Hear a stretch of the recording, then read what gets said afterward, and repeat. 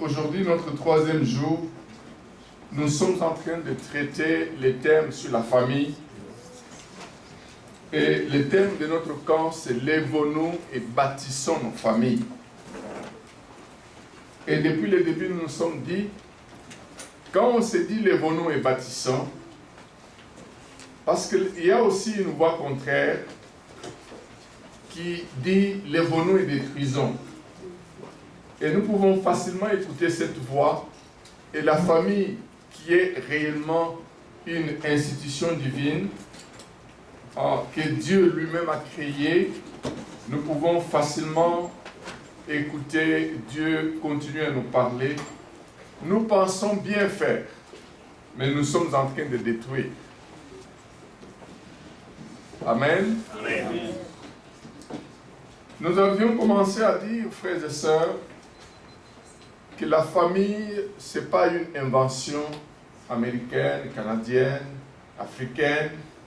C'est une invention de Dieu lui-même. C'est lui qui a fait les constats, qui a vu qu'il n'était pas possible pour l'homme d'être seul, qui a créé une aide semblable, qui a mis cette aide à côté de l'homme et qui lui a donné la possibilité d'être béni, d'avoir des enfants, de constituer la famille.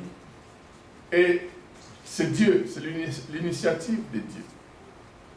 Aujourd'hui, nous sommes en train de chercher à détruire la famille avec les traditions. Avec les traditions, nous voulons vivre la famille comme les Canadiens vivent, comme les Américains vivent, comme les Africains vivent. Chacun à sa manière. C'est pour cela que quand nous nous réunissons comme ça, nous voudrons retourner une fois à la parole. Quand nous retournons à la parole, beaucoup de gens disent que c'est mauvais de se marier. C'est ce que les hommes disent. Mais qu'est-ce que Dieu dit? Dieu dit, il n'est pas bon que l'homme soit seul. Ça signifie, c'est très bon que l'homme reçoive une aide. Et cette aide, avec l'homme et la femme, c'est le mariage, les enfants vont venir, et c'est la famille. Voilà, dans le plan de Dieu, c'est très bon, la famille. Alors, quand on veut écouter les mots, on va se rendre compte que le mariage, c'est dur, c'est difficile, c'est impossible. Et quand on va avec cet élan, que c'est impossible, parce que je vois, imaginons des jeunes gens qui voient toute la journée, toute la semaine, toute l'année, les parents ne font que se chamailler, ne font que se battre, les enfants vont avoir ça comme mariage. Et ça, ce n'est pas le mariage. Jeunes gens, si vous avez vu les parents tout le long de votre vie, en train de se battre, en train de se chamailler, en train de se cacher de l'argent, en train de faire des choses, sachez que cela, ce n'est pas le mariage. Cela, c'est un terrain de jeu pour le diable. Amen. Amen. Donc, nous sommes en train, des fois, nous avons écouté des choses difficiles, les 2 jours passés, mais c'est ça retourner à la parole. C'est ça retourner à la parole. Nous avons commencé par montrer que la famille, ça ne vient pas des hommes. Et nous avons dit la famille, ce n'est pas pour les enfants. Si vous êtes encore enfant, restez chez vos parents. Mais quand vous quittez les parents pour aller constituer une famille, ce n'est pas chaque jour téléphoner à papa. Papa, ici, ça ne va pas. Téléphoner à maman. Maman, ici, ça ne va pas. Il faudra que les parents qui sont dans la salle disent à leurs enfants, quand tu t'es marié, le mariage, c'est pour les adultes. Ce n'est pas pour les enfants. Parce que les enfants doivent rester sous la domination, sous l'autorité, sous la gestion des parents. Alors les parents qui ont toujours l'habitude de téléphoner chez les enfants, qu'est-ce que tu fais?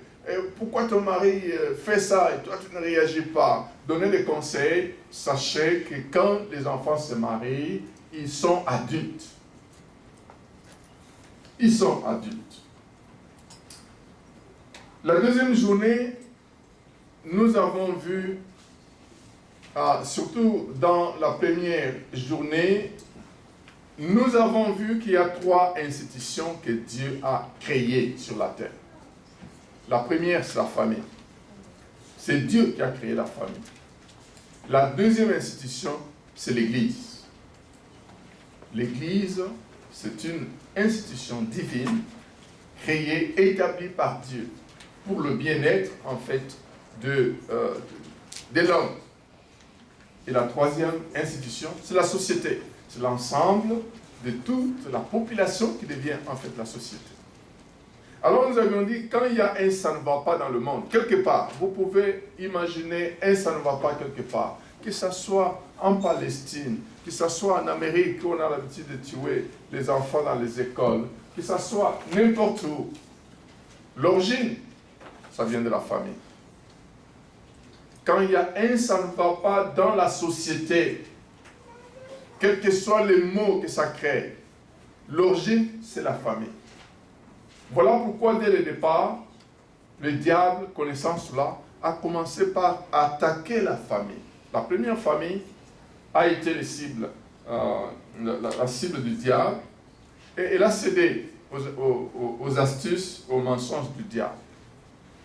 Et les mêmes astuces continuent jusqu'à aujourd'hui. La deuxième journée, nous nous sommes attardés sur les fondements. Et ces fondements, quand les fondements sont mauvais, tout ce que vous pouvez bâtir dessus, ça va s'écrouler un jour. Et nous avons cité beaucoup de fondements mauvais. Le mariage entre deux personnes qui ne connaissent pas Dieu. Ça peut paraître vraiment très, très, très beau. Mais après, vous allez voir, ça peut s'écrouler pour un petit rien, pour rien du tout. Le mariage entre le chrétien et le païen, ou un semblant chrétien, ou une semblante chrétienne. Et ça, c'est plein dans les églises. Les fondements, ça c'est un fondement déjà mauvais. Et nous avons conseillé aux jeunes gens qu'il ne faut jamais épouser une personne qui ne connaît pas le Seigneur. Si vous voulez vivre le paradis sur la terre, il ne faut jamais, même si les parents vous poussent. Et nous avons écouté le témoignage dans ce sens pour que nous puissions voir le mariage, il faut le préparer avant. Pardon. Il faut le préparer bien avant. Et quand vous avez fait un bon choix, vous allez avoir un bon mariage. Et beaucoup d'autres fondements, vous pouvez demander à ceux qui étaient là. Nous avons le temps. Et j'avais beaucoup insisté sur les priorités. Et ça, c'est très propre aux chrétiens. Les priorités. D'abord Dieu, famille, et puis travail de Dieu, ou travail de tous les jours. Quand vous inversez, c'est une source de beaucoup de problèmes. Une source de beaucoup de problèmes. Quand vous passez toute la journée en train d'intercéder à l'église, ça c'est pas Dieu en premier, c'est le ministère. Ça c'est le ministère, c'est pas Dieu. Dieu, c'est votre intimité avec Dieu. Quand vous allez prêcher, et vous n'avez pas créé votre intimité avec Dieu, vous avez mis le ministère avant toute chose. Donc, ça c'est pour les serviteurs de Dieu que nous sommes. Nous devons savoir, d'abord Dieu, mon intimité avec Dieu, ma relation. Je dois passer du temps à chercher une bonne relation avec Dieu. Et quand vous cherchez une bonne relation avec Dieu, vous allez voir automatiquement, vous allez vous entendre bien avec votre épouse, avec vos enfants. Parce que si vous brouillez tout à la maison, vous voulez toujours aller intercéder, vous voulez toujours aller prêcher, vous voulez toujours... Là, c'est pas Dieu, c'est pas la priorité. La priorité, c'est Dieu, famille, ensuite le ministère. C'est bien bouleversant, mais c'est ça que la parole de Dieu nous dit. Si quelqu'un ne sait pas prendre soin de sa famille, qu'est-ce qu'il va faire à l'église? Qu'est-ce qu'il va faire à l'église? Et quelque chose d'autre que j'ai beaucoup insisté, ça c'est dans le principe. Nous avons parlé du principe de la sémence. Nous devons apprendre à s'aimer. Ce qu'on sème, c'est ce qu'on récolte. Et quand tout le temps on sème les injures, on sème les attitudes, on prend l'habitude de s'aimer, de se taire. Je ne veux plus parler dans cette maison. C'est une sémence. Et qu'est-ce que vous allez récolter? Ce que vous allez récolter, c'est la destruction de la famille. devons apprendre à s'aimer les bonnes choses, les bonnes paroles. Et quand vous connaissez les Écritures, apprenons à prononcer des bonnes paroles sur les enfants, sur l'épouse, sur le mari. On prononce des paroles. Et ces paroles, même si on n'a pas encore vu les résultats aujourd'hui, les résultats viendront. Parce que c'est la loi de la sémence et de la récolte.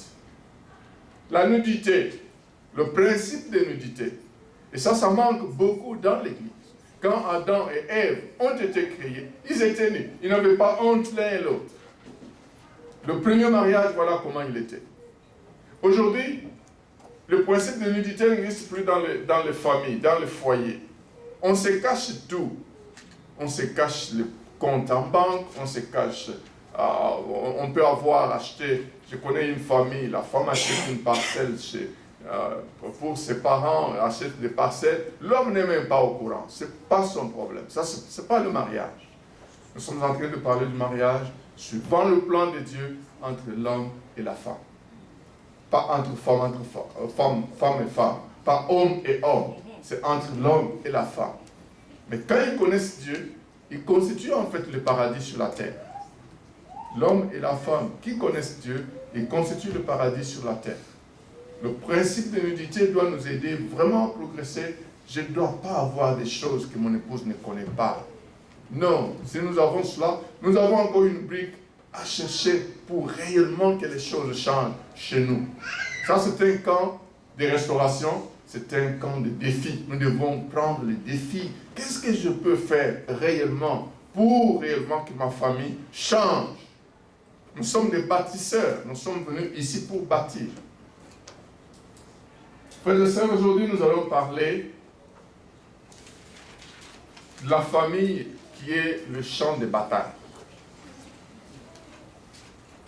Et nous avions vu, quand nous avions parlé des raisons, la raison d'être des familles, la quatrième raison d'être d'une famille sur cette terre, c'est pour détruire les œuvres de ténèbres. Ça, c'est une des raisons d'être de la famille. Des œuvres de ténèbres dans ma propre famille, des œuvres de ténèbres dans mon quartier, des œuvres de ténèbres dans mon pays, pourquoi pas les œuvres de ténèbres dans le monde. Et c'est dans la famille que ça doit partir. C'est une des raisons que la famille existe. C'est pourquoi Dieu, en créant, en parlant au serpent, en symbolisant en fait l'action du diable, et disait au serpent, ta tête sera écrasée par le fils de la femme que tu as trompé. Ça, c'était pour montrer combien les œuvres de ténèbres seront écrasées dans la famille. Et quand on ne prend pas cela, quand on ne prend pas conscience de cela, on va vivre dans la famille comme si tout va bien. On ne sait pas que la famille, c'est un champ de bataille. Dès la toute première famille, c'était un champ de bataille. Et quand ils ont cédé à l'ennemi, la conséquence a été néfaste pour toute l'humanité entière jusqu'à aujourd'hui. Et les familles, restaurant Jésus-Christ, nous devons prendre conscience que la famille, c'est le champ de bataille. Sa stratégie, c'est d'abord attaquer la famille. Quand l'ennemi a su maîtriser la famille, il rend l'Église faible. Quand il rend l'Église faible, il rend toute la société faible. Voilà pourquoi 1 Jean 5, le verset 19 nous dit « Le monde entier gît sous la puissance du malin. » Nous devons le savoir en tant que membres de famille. Le monde entier gît sous la puissance du malin. Et le malin, Pierre nous dit, 1 Pierre 5, 8, qu'il rôde comme un lion rugissant, cherchant qui dévorer, cherchant quelle famille peut être vraiment dans ses filets. Il rôde. Vous pensez, vous dormez, mais lui il ne fait que rôder pour entendre quelles sont les paroles qu'il prononce, quelles sont les intentions qu'il présente, quelles sont ceci, quelles sont cela. Lui, il ne fait que rôder et son but, c'est vraiment détruire. Et notre verset clé que nous avons cité tous les jours, Osée 4, 6, mon peuple périt parce qu'il lui manque la connaissance. Quand on manque la connaissance, on va, et nous allons voir un peu plus loin, on ne va pas savoir que la famille c'est un terrain où le diable est en train de chercher à gagner. Alors on vit comme si le diable n'existe pas. Et nous allons le voir. Un jour, je reçois un coup de fil en tant que pasteur d'un couple. Ce couple, le couple me dit qu'ils veulent me voir très très rapidement. Moi je dis, mais je suis à la maison, vous pouvez venir. Alors je vois le couple qui arrive. Ce couple a commencé à constater des choses bizarres dans leur maison. Ils peuvent dormir sur les lits et quand ils vont se réveiller tous les deux sur la terre, sur le pavement, tous les deux. Alors ils se réveillent sur le pavement, ils se disent, mais comment on nous a transportés du lit jusqu'à par terre et nous ne pouvons pas nous rendre compte.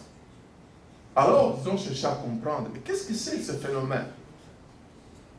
Alors, on les a amenés à connaître le Seigneur, on a prié pour eux.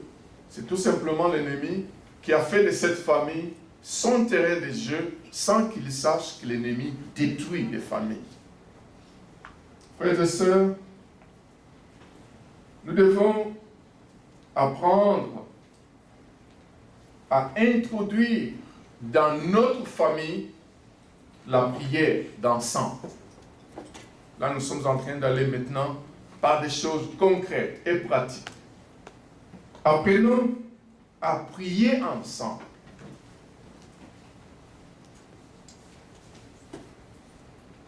Nous allons peut-être écouter cela demain dans le témoignage. Parmi les témoignages, nous avons écouté un merveilleux couple témoigner, nous avons écouté un papa témoigner, nous avons écouté un enfant témoigner, demain nous allons écouter une dame témoigner. La prière, c'est une des briques que le Seigneur donne à la famille pour éliminer beaucoup de problèmes. Et je dirais même que la prière, c'est le médicament de la famille. La prière, nous pouvons la faire individuellement, mais j'encourage ici la prière d'ensemble. Alors là, j'aimerais que nous puissions lire Matthieu 18 pour que nous puissions voir la force qu'il y a quand nous nous mettons ensemble dans la famille, nous prions ensemble, comment le Seigneur peut être honoré et qu'est-ce que le Seigneur peut faire quand nous avons compris le secret. Matthieu 18, le verset 19 et 20. En vérité, je vous dis encore que si deux d'entre vous s'accordent sur la terre pour demander quoi que ce soit, cela leur sera donné par mon Père qui est dans les cieux. Et le verset 20, car là où deux ou trois sont assemblés en mon nom, je suis au milieu d'eux. Imaginons que chaque jour, papa, maman, enfants, tous ensemble, nous appelons Dieu dans notre maison. Et quand nous appelons Dieu dans notre maison, ce qui arrive, c'est que je ne vais pas prier quand j'ai parlé du mal à mon épouse, à mes enfants, sans que je leur demande pardon. Je leur demande pardon, nous nous mettons ensemble, nous nous accordons. Ça, c'est une force que les familles ignorent. Une force que le diable sait que si je les tiens divisés, séparés, je les ai déjà obtenus, je les ai déjà gagnés.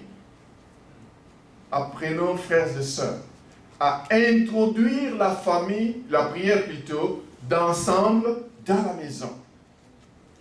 Nous allons dire, mais nous sommes tous occupés, papa pas au travail, maman pas au travail, les enfants pas. Nous devons nous fixer une heure où nous devons tous ensemble nous fixer, nous devons nous mettre, même si nous commençons par 10 minutes, 15 minutes, 30 minutes, d'ensemble, nous prions ensemble, nous regardons qu'est-ce que nous avons fait ensemble qui n'a pas été, qui n'encourage pas le Seigneur. Nous le faisons ensemble et nous sommes en train de créer une force que Dieu peut permettre de faire avancer la famille pour sa gloire. Amen. Amen. Dans notre famille, nous avions commencé à prier ensemble avant que les enfants viennent à 19h. Chaque 19h, nous devons ensemble prier. Ensemble. Et tous les jours, ensemble. Quand les enfants sont venus, ils nous ont trouvés dans cette ambiance. À 19h. Tous ensemble, nous devons nous retrouver tous ensemble. S'il y a eu des tensions pendant la journée, ça ne manque pas dans la famille. Tel enfant demande pardon à tel, le papa demande pardon à tel, la maman demande pardon à tel. La journée, elle se termine par la prière d'ensemble. Et quand vous allez dormir, vous êtes sous la protection divine. Un serviteur de Dieu disait qu'une maison sans la prière d'ensemble, c'est comme une famille sans la prière d'ensemble. C'est comme une maison sans toit. Il n'y a pas de toit. Il n'y a pas de protection. Parce que nous n'avons pas appris à rester ensemble pour réellement sceller la maison, couvrir les toits du sang du Seigneur. Nous n'avons pas fait cela ensemble. La prière d'ensemble. Et maintenant, quand les fumesses est arrivé, nous ne pouvions plus prier ensemble parce que chez nous, en Alberta, à 19h, c'est le moment que nous méditons ensemble. Et nous avons reculé la prière d'ensemble à 21h. Et que nous soyons là, que nous ne soyons pas là, les enfants seuls qui sont restés, à 21h, quand on les appelle, on sait qu'ils sont dans la prière. Amen. Amen. Donc ça, c'est quelque chose, frères et sœurs, nous allons peut-être dire, est-ce que c'est possible? C'est possible. Si nous avons compris l'utilité de la prière, si nous avons compris notre maison, notre famille, c'est un champ de bataille. Ça dépend de quel côté nous nous penchons. Si nous aimerions nous pencher du côté de Dieu, nous devons introduire la prière dans la maison. L'homme et la femme et les enfants qui prient ensemble, d'une façon avec les statistiques, ceux qui ne prient pas ensemble, plus de 80%, ce sont des familles à problème. Mais ceux qui prient ensemble, ils savent régler les problèmes jour après jour. Les problèmes ne s'accumulent pas. Parce qu'ils n'ont pas, ceux qui ne prient pas ensemble, n'ont pas le temps de régler les problèmes. Les problèmes sont accumulés jour après jour, semaine après semaine, année après année, parce qu'ils n'ont pas le temps de s'asseoir, de se tenir ensemble, de chercher la dynamique divine ensemble. Amen. Amen. J'aimerais dans ces camps de restauration de la famille, que ce soit un défi dans chaque famille, pour dire, nous avons écouté la parole. Qu'est-ce que nous pouvons faire pour instaurer la prière dans la maison? Et ça, c'est l'autorité du mari qui doit instaurer cela, les chefs de famille. Et nous allons le voir un peu plus loin. C'est la prière en famille, d'ensemble, c'est le moment où on doit expérimenter le pardon mutuel. C'est vrai qu'il ne faut pas attendre pour demander pardon à son épouse ou demander pardon aux enfants, d'attendre la prière du soir. Pendant que Dieu nous conduit, le Saint-Esprit nous conduit, nous pouvons avoir fait quelque chose, on se rappelle, on demande pardon. Mais le moment de la prière ensemble, c'est un moment très très important. Parce qu'on se rappelle, mais comment je vais me présenter devant le Seigneur sale, sans que j'aie demandé pardon, sans que j'aie réglé telle situation. Et les situations sont réglées en ce moment-là, du jour au jour. Voilà pourquoi la prière d'ensemble, c'est un médicament pour les familles. Un médicament pour les familles. La prière ensemble. Il n'est pas tard de commencer. Et les jeunes gens, quand vous vous mariez, il faut instaurer cela dès le départ. Nous devons prier ensemble. Vous devez en parler pendant les fiançailles. Nous devons apprendre à prier ensemble dans la famille. C'est une brique très importante. La prière d'ensemble, certains serviteurs de Dieu disent que c'est vraiment comme du ciment pour réellement mettre du ciment là où il y a des fissures. Mettre du ciment quand on apprend à prier ensemble. C'est le moment de la formation aussi. Les Écritures nous disent que nous devons apprendre à enseigner à nos enfants. Si nous n'avons pas ces moments, comment nous allons les enseigner? C'est le moment où les problèmes de la vie sont placés sur la table. C'est le moment où tout ce qui dérange les enfants sont placés sur la table. Nous prions pour cela. Tout ce qui dérange la vie de la famille, c'est placé sur la table. Et nous remettons cela au Seigneur. Et c'est le moment où les parents prononcent les paroles de bénédiction sur la vie des enfants. Qu'ils soient présents ou pas. C'est ce moment-là qu'il faut profiter. La prière d'ensemble.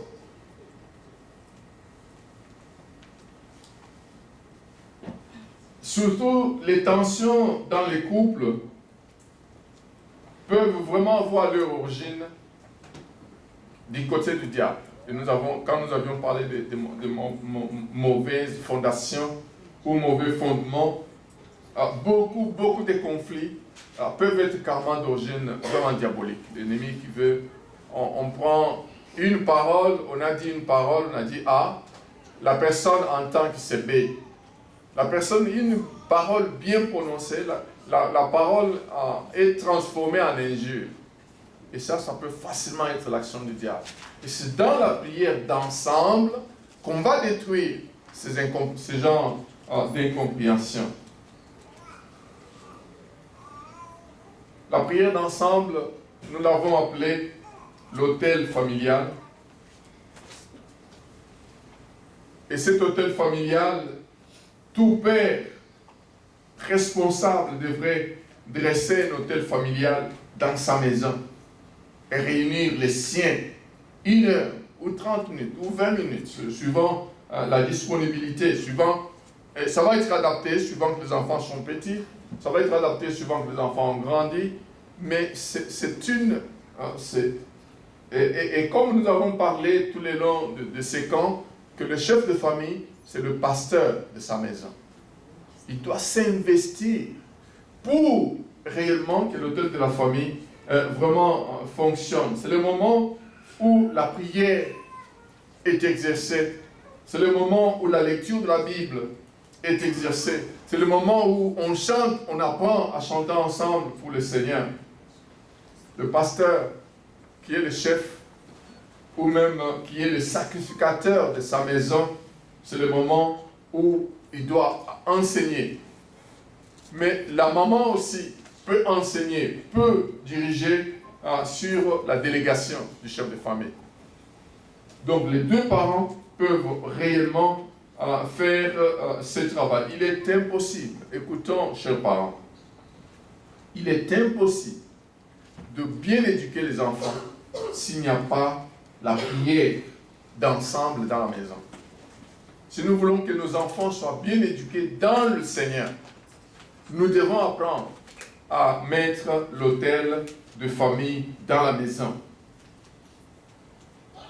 Que ce soit à n'importe quel âge que les enfants se trouvent, ils ont besoin de voir combien les parents peuvent s'agenouiller, peuvent prier, peuvent crier vers le Seigneur.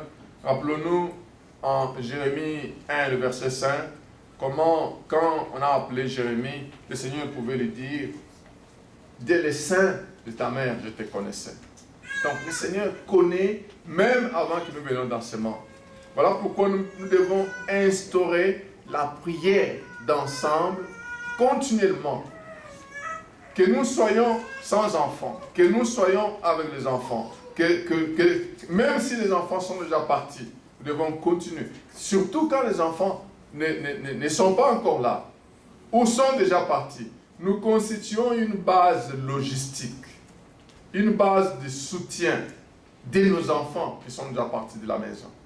Et nous ne pouvons pas ne plus prier ensemble parce que nous sommes restés à deux, nous sommes restés sans enfants. Non, nous devons constituer une base de soutien très efficace quand nous avons appris à prier ensemble.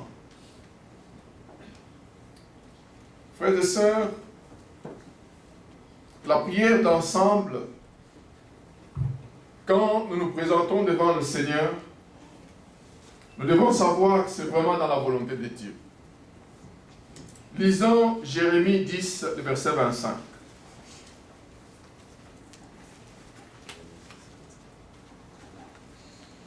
Jérémie 10, le verset 25.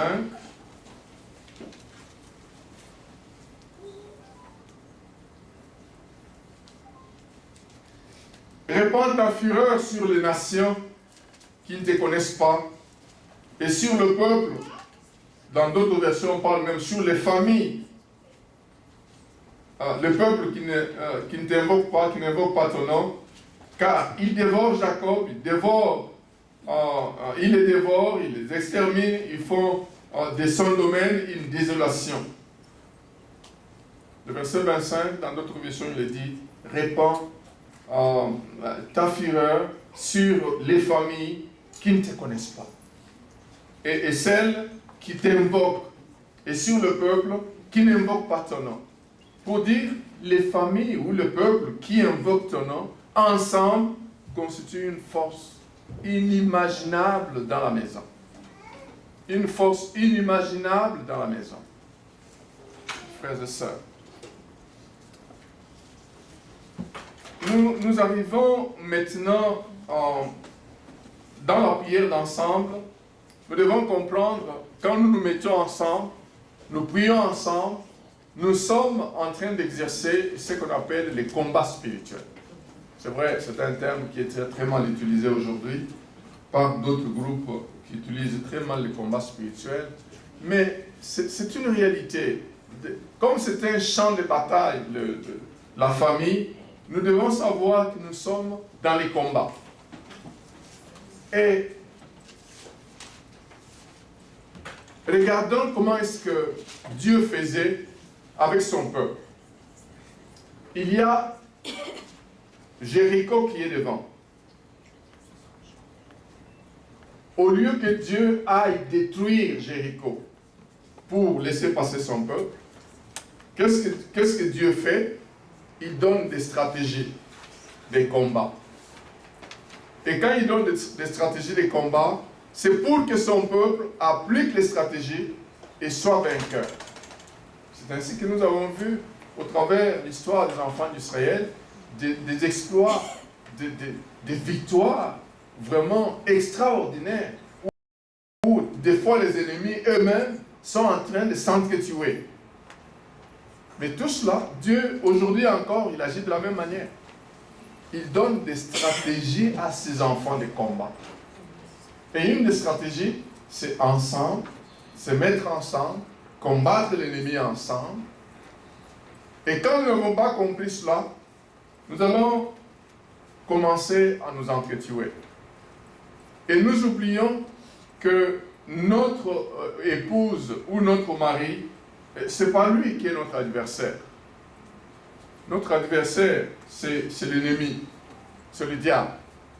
Il a commencé dès le commencement à détruire les familles.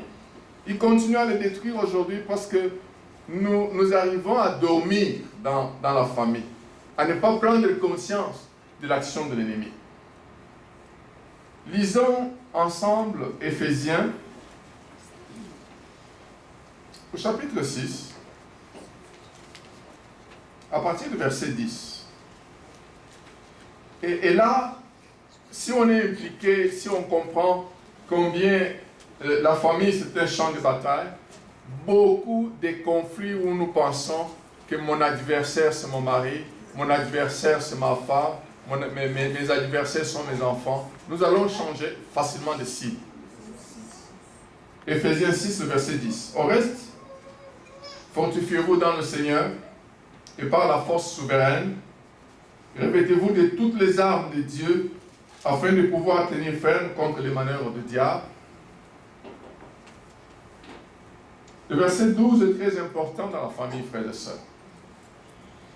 Nous n'avons pas à lutter contre la chair et le sang, mais contre les principautés, contre le pouvoir, contre les dominateurs des ténèbres d'ici-bas, contre les esprits malins dans les lieux célestes. Notre ennemi, ce n'est pas notre épouse. En levant de notre tête quand il y a un conflit, on jette des flèches sur notre ennemi. Nous avons un ennemi, pardon. Nous avons un ennemi commun, c'est le diable. Changeons de stratégie pour voir que notre ennemi, ce n'est pas notre mari, ce n'est pas notre épouse, ce ne sont pas nos enfants. Et quand nous comprenons cela, nous pouvons vraiment aller loin et ensemble, imaginons une équipe, ça peut être une équipe de soccer, une équipe de football, une équipe de hockey. Ils sont ensemble sur le terrain. Et il y a un joueur, au lieu d'aller marquer dans le camp adverse, le joueur va marquer dans son propre camp. C'est ce que beaucoup de familles font. Nous devons constituer une équipe contre l'adversaire pour vaincre. Et même là, si nous voulons chercher à vaincre, nous ne pouvons pas aller dans l'ordre dispersé. Quand nous allons au combat dans l'ordre dispersé, nous avons déjà l'échec. Je ne pense pas que nous pouvons constituer la famille que Dieu nous a donnée pour que nous sachions que nous allons aller en échec. Nous n'avons pas compris qui est l'adversaire et nous sommes en train de chercher l'individualité dans la maison. On pense toujours la faute, c'est chez ma femme, mais on ne se regarde pas soi-même. On pense toujours la faute chez mon mari, mais on ne regarde pas soi-même. Ça, c'est une mauvaise stratégie. La bonne stratégie, c'est de voir qu'est-ce que je peux faire pour que les choses aillent bien dans la maison. Le fautif, ce n'est pas toujours l'autre. C'est peut-être moi qui suis fautif, mais je ne sais pas voir. Je ne sais pas me regarder convenablement, suivant la lumière de la parole de Dieu, pour voir qu'est-ce que je peux faire pour que les choses changent. Amen. Amen. N'allons pas, frères et sœurs, en ordre dispersé. Nous devons chacun comprendre que nous sommes au combat. Et comme nous sommes au combat, chaque membre de la famille doit porter cette armure. Et nous avons, depuis l'Éphésiens 10 jusqu'au verset 18, on nous montre l'armure que la famille doit porter. La vérité, la justice, la patience, la foi.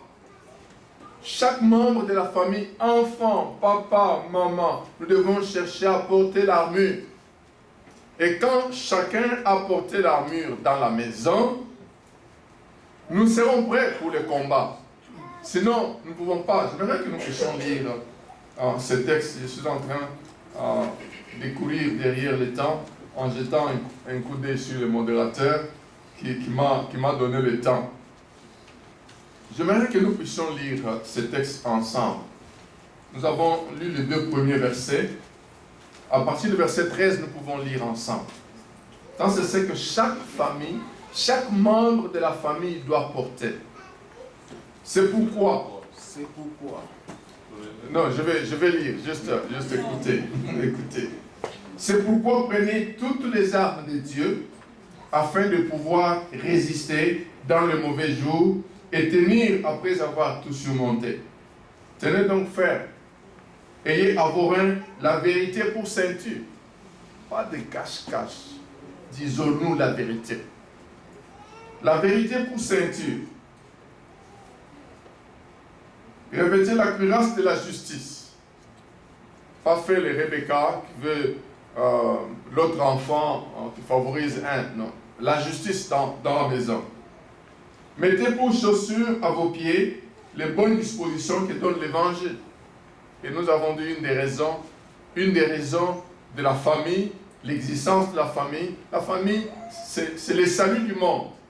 Et quand on commence par la formation des disciples dans la maison, et nous allons voir que nous pouvons facilement aider le monde à devenir meilleur. Mettez pour chaussures à vos pieds les bonnes dispositions que donne l'Évangile. Prenez en toutes circonstances les boucliers de la foi, la confiance en Dieu, avec lesquels vous pourrez éteindre tous les traits enflammés du malin. Prenez aussi le casque du salut, l'épée de l'esprit, qui est la parole de Dieu. La parole de Dieu doit être présente dans la maison si nous voulons réellement bâtir une famille selon Dieu. Et nous avons écouté, que ce soit les témoignages de notre fille Anna, que ce soit dans la présentation du FUMES, quand l'homme et la femme, les enfants, ont comme base la résolution des conflits, la parole de Dieu, ils sont déjà vraiment un grand pas dans la solidité même de la famille. La parole de Dieu doit prendre place. Même si on doit écrire cela au mur. Moi et ma maison, nous servirons l'Éternel. Si vous entrez dans notre maison, vous verrez en grand Josué, moi et ma maison, nous servirons l'Éternel. La parole, quand vous entrez dans le douche, il y a la parole. Quand vous êtes à la cuisine, il y a la parole. Parce que nous devons, non seulement il y a la parole, mais nous devons vivre la parole. Nous devons apprendre à nous demander pardon les uns des autres, à nous humilier les uns des autres, à nous agenouiller ensemble pour élever et glorifier le Seigneur. Ça, c'est un champ où réellement tous nous portons les armes pour combattre. Le verset 18. Priez en tout temps par l'Esprit, avec toutes sortes de prières, de supplications, veillez-y avec une entière persévérance et priez pour tous les saints.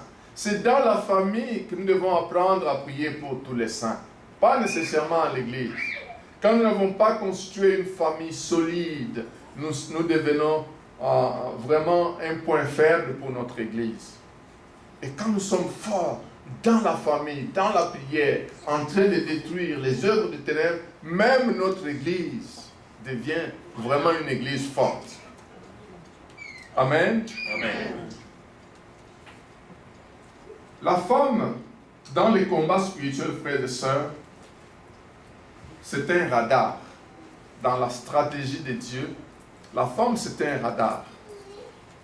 Un radar dans ces combats, dans le sens que la femme a une sensibilité que les hommes n'ont pas. Une sensibilité même sur le plan spirituel. Il y a des choses spirituelles qui peuvent venir dans la maison. La femme va vous dire, je sens que ce frère-là, son arrivée ici, je ne sens pas bien. Les hommes nous disent, non, toi aussi, tu exagères, tu exagères, toi tu ne vois que le mal partout. Mais quand la situation va arriver, vous allez dire, mais en fait, il avait raison. Donc, ceci pour dire que nous, les hommes, apprenons sur le champ de bataille que nous avons à écouter nos épouses. Sur le plan spirituel, Dieu peut beaucoup utiliser dans la sensibilité spirituelle, beaucoup nos épouses que nous. Donc, pour dire, nous devons pousser nos épouses à développer beaucoup ces radars, la sensibilité spirituelle de sentir qu'il y a nécessairement quelque chose qui est en train de venir dans la maison. Et vous avez la stratégie du diable. Le diable va chez Ève pour lui dire, Dieu a-t-il réellement dit ceci? Alors, Ève commence maintenant à réfléchir. Alors, elle va maintenant donner la parole contraire à ce que Dieu avait dit. Elle va obéir cela, elle va manger le fruit, elle va amener chez son mari. Ça, c'est le radar qui était déjà attaqué. Quand le radar est déjà attaqué, ça signifie que vous n'avez plus les contrôles de savoir d'où va provenir la flèche. Donc, apprenons vraiment à développer le radar dans la maison. La femme a une sensibilité spirituelle très très poussée dans les combats spirituels. Mais l'homme, lui, c'est un guerrier. L'homme, c'est un grand intercesseur. L'homme, c'est celui qui commande les combats dans la maison. C'est lui qui doit réellement pousser son monde en tant que pasteur, en tant que sacrificateur, à aller loin avec les combats. Ça, c'est l'homme. En ce moment-là, la femme aussi et les enfants doivent pousser les guerriers à comprendre son rôle, à comprendre que ce n'est pas tout le temps dormir. Il faut passer du temps dans la prière. Il faut passer du temps dans les jeûnes. Pousser le guerrier à prendre ses responsabilités. L'homme, c'est un grand guerrier. Amen. Amen. Donc, nous avons déjà dit que le champ, la famille, c'est vraiment le champ de bataille. Et l'homme et la femme sont impliqués dans le combat. Et nous devons développer des stratégies pour réellement combattre. Dieu ne viendra pas combattre à notre place. C'est pour cela que quand nous lisons, pardon,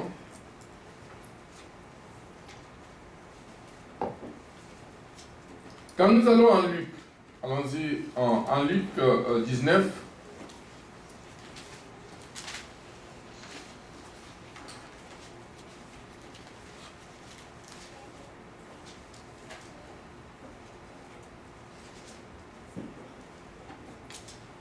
Luc 10, 19 plutôt, l'inverse. Et ça, c'est une parole qui doit s'exercer dans la famille. Voici, je vous ai donné le pouvoir de marcher sur le serpent, sur le scorpion et sur toute la puissance de l'ennemi, et rien ne pourra vous nuire. Cette parole va s'appliquer quand vous êtes unis ensemble. Quand vous constituez une équipe qui veut gagner, pas une équipe perdante où chacun et chacune est divisé. Une équipe gagnante doit apprendre à travailler ensemble, doit apprendre à combattre ensemble. Et le Seigneur ne dit pas, quand vous entendrez, par exemple, et ça ce sont des choses qui arrivent, vous êtes en train de dormir, et comment à votre fenêtre, les chats, ils viennent tous les jours pleurer, toujours à votre fenêtre. Alors vous allez dire, mais Seigneur, chasse les chats pour nous. Nous aimerions dormir, mais regarde, ces chats viennent nous déranger. Non, le Seigneur n'a pas dit ça. Le Seigneur nous a donné une stratégie. Luc 10, 19, je vous ai donné le pouvoir. C'est vous qui allez dire, allez toi, quitte, moi je suis fils de Dieu, je suis fille de Dieu, j'ai le pouvoir de te commander, de ne plus jamais venir ici. Il va obéir. Ça, c'est la stratégie de combat. Amen. Amen. Dieu ne va pas combattre à notre place. Dieu nous protège. Dieu a déjà beaucoup fait. Il a déjà tout accompli. Il a mis le sang de Jésus que nous devons utiliser à notre disposition comme stratégie dans les combats. Mais nous devons, nous, exercer l'autorité. Apprenons à exercer l'autorité dans la maison. Quand nous avons exercé l'autorité dans la maison, quand nous quittons la famille, nous allons comme famille dans l'église, nous sommes une famille gagnante. Et quand nous allons rencontrer d'autres familles gagnantes, nous constituons une famille, une église forte pour détruire les œuvres des ténèbres. Mais pas une famille divisée qui vient dans la voiture en train de se chamailler, en train de s'injurier, et à la porte de l'église, tout le monde devient saint. Mais quand vous entrez à l'église, vous êtes en train de créer des fissures pour que l'ennemi puisse attaquer l'église. Nous devons être vraiment une famille qui sait que nous devons vaincre et qui doit prendre les responsabilités. Et dans la stratégie des combats, quand nous regardons Jérémie, chapitre 48, le verset 10.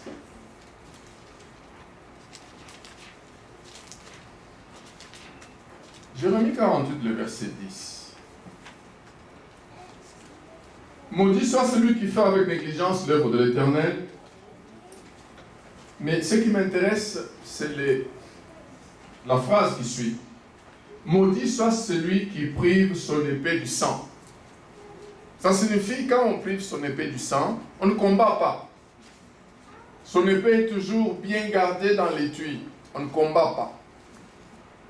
La famille, c'est un champ de bataille où chaque membre de famille, c'est un combattant.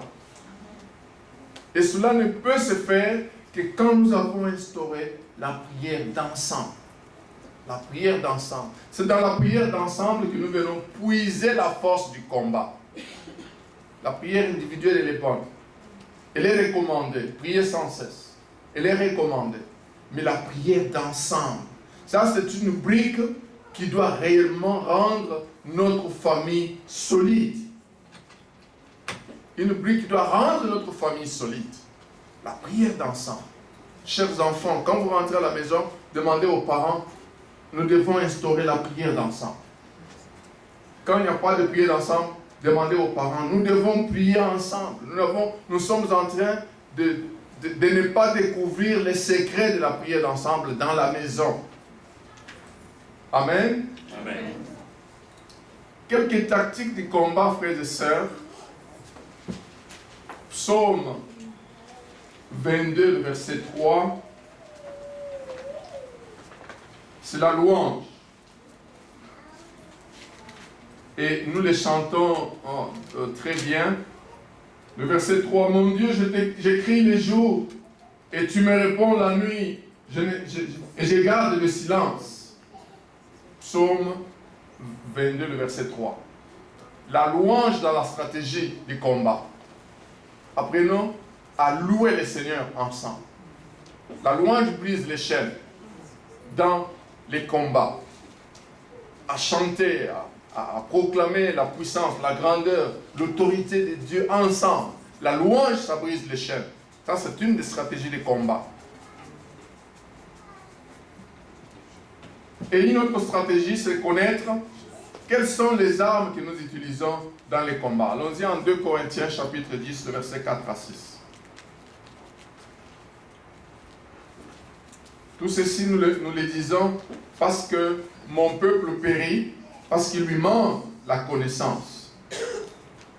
2 Corinthiens, chapitre 10, le verset 4 au verset 6.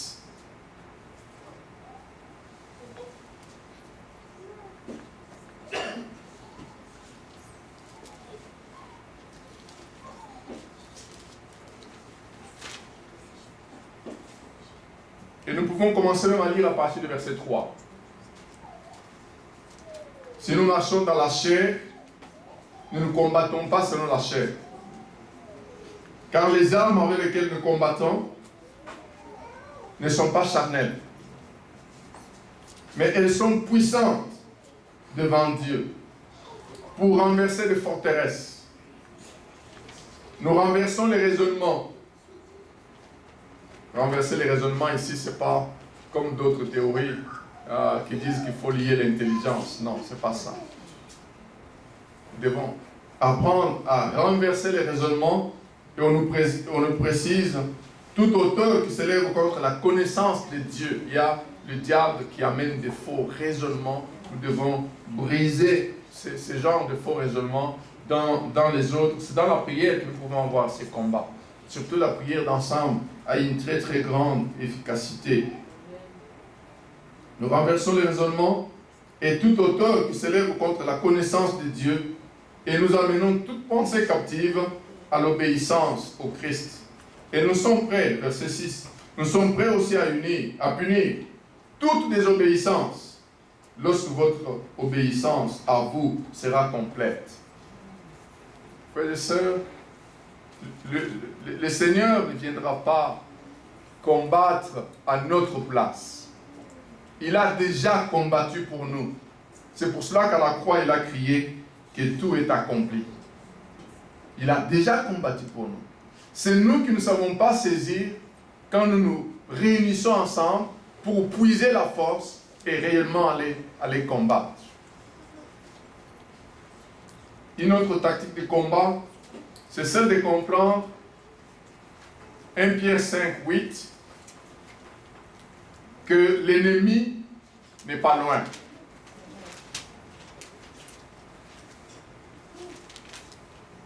« 1 Pierre 5, le verset 8, il nous dit « Soyez sobres, veillez. Votre adversaire, on nous dit même votre adversaire. N'oublions pas que les plus grands ennemis de la famille, c'est notre adversaire, le diable. Votre adversaire rôde comme un lion rugissant, cherchant qui dévorer. Il cherche quelle est la famille qu'il veut détruire.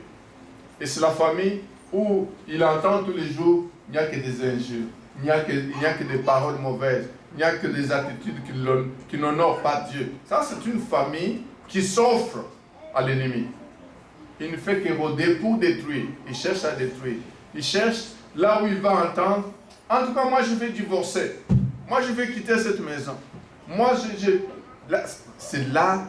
Ça, c'est la sémence. Une telle sémence, l'ennemi en profite pour mettre vraiment de l'huile sur le feu. Il y a des paroles que les familles chrétiennes ne peuvent plus prononcer. Comment je dois prononcer? Je vais divorcer. Je vais divorcer. Chaque jour, je vais divorcer. Chaque jour, je vais rentrer chez nous. Non. Et l'ennemi va profiter pour réellement détruire cela. Il rôde comme un lion rugissant, frères et sœurs. Il rôde comme un lion rugissant. Le verset 9 nous dit, résistez-lui ferme en la foi et sachant que les mêmes souffrances sont imposées à vos frères dans le monde. Nous pensons qu'il n'y a que nous qui avons des difficultés dans la famille, mais il y a aussi des difficultés dans notre famille. Mais ils savent comment gérer cela. Comment glorifier Dieu quand ça va et quand ça ne va pas. Gardons dans les combats que l'ennemi n'est pas loin. Mais nous ne pouvons pas aussi nous présenter dans ces combats en ordre dispersé, chacun pour soi. Quand c'est chacun pour soi, l'ennemi va chercher celui qui est plus faible, il va les tirer. Tous ensemble, unis comme une équipe, dans les combats, dans la maison. Tous ensemble, unis, vraiment comme une équipe. Apprenons, frères et sœurs, à développer le radar dans la maison, à donner à la femme sa place, à lui donner assez que les Écritures prennent place dans sa vie. Et nous allons voir réellement comment le Seigneur peut réellement être glorifié. Mais développons aussi, donnons du temps aux guerriers de développer les aptitudes du guerrier. Et le radar, et les guerriers, ils peuvent constituer une équipe. Et les soldats, qui sont les enfants, ils peuvent constituer vraiment une équipe où chaque jour, ils élèvent le Seigneur, mais ils sont en train d'être en une compagnie de l'armée. Dans d'autres, si on parlera d'une famille qui est comme des fantassins, où l'ennemi voit que ceux-là, je les ai déjà perdus. Tout simplement parce qu'ils ont compris qu'il n'est pas loin, cet ennemi. Il ne fait que rôder. Et il va utiliser quoi? C'est que nous lui prêtons. Les paroles, les pensées, les actions, les attitudes, tout ce que nous faisons dans le ténèbre. Ça, c'est une sémence qui l'encourage à être là, à être présent. Tout ce que nous nous cachons, tout ce que nous faisons, nous n'encourageons pas réellement l'équipe à gagner. Entrons vraiment, frères et sœurs, dans ces combats en équipe. Mais pas en équipe perdante, en équipe qui gagne. J'aimerais que nous lisions, pour terminer, Lévitique 26, versets 7 et 8.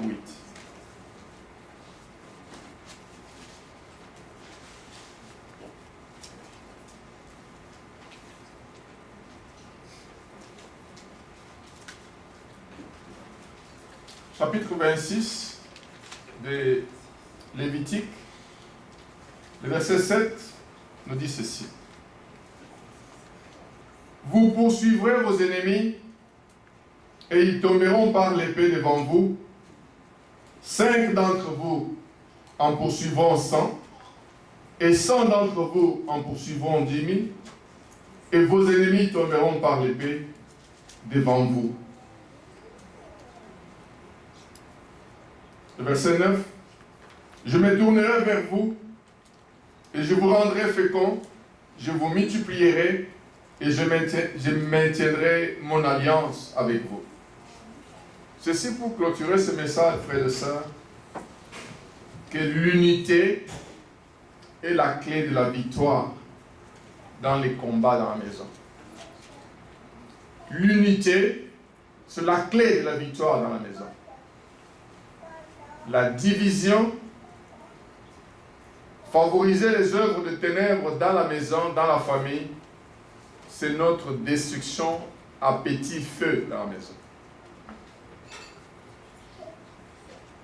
Vous avez peut-être déjà vu un grand arbre, mais à l'intérieur, il y a des petits insectes. Et ces petits insectes ne font que ronger à l'intérieur de l'arbre, à l'intérieur de l'arbre, à l'intérieur de l'arbre. Et un jour, on verra un tout petit vent. Ce petit vent qui souffle, on voit un grand baobab qui tombe. Tout simplement parce qu'on a laissé les petits insectes en train de ronger le baobab. Chacune de nos familles, telles que nous sommes là, frères et sœurs, nous sommes ces baobabs. Des petits insectes que nous sommes en train de laisser ronger nos familles, ce sont ce que nous pensons des petites choses. Ce que nous pensons, une petite désobéissance, une petite parole méchante, une action qui n'encourage pas Dieu. Et telle chose, telle mauvaise semence, nous sommes en train de laisser cela entretenir. Un jour, nous allons voir notre famille, appréciée par tous, tout simplement s'écrouler. Parce que nous avons laissé ces petits insectes détruire notre baobab. L'unité, c'est la clé dans la construction. Travaillons en équipe pour bâtir nos familles. Nous sommes venus dans ces camps pour dire, lèvons-nous et bâtissons. Parce que nous aimerions nous mettre du côté de Dieu pour bâtir. Et une des clés très importantes dans la maison, c'est la prière. C'est introduire la parole, c'est introduire la louange dans la maison. Et nous pouvons regarder dans les Écritures tous ceux qui ont incorporé la prière comme leur vie, dans leur famille, ce sont des gagnants. Amen. Amen. Que le Seigneur bénisse sa parole. Amen.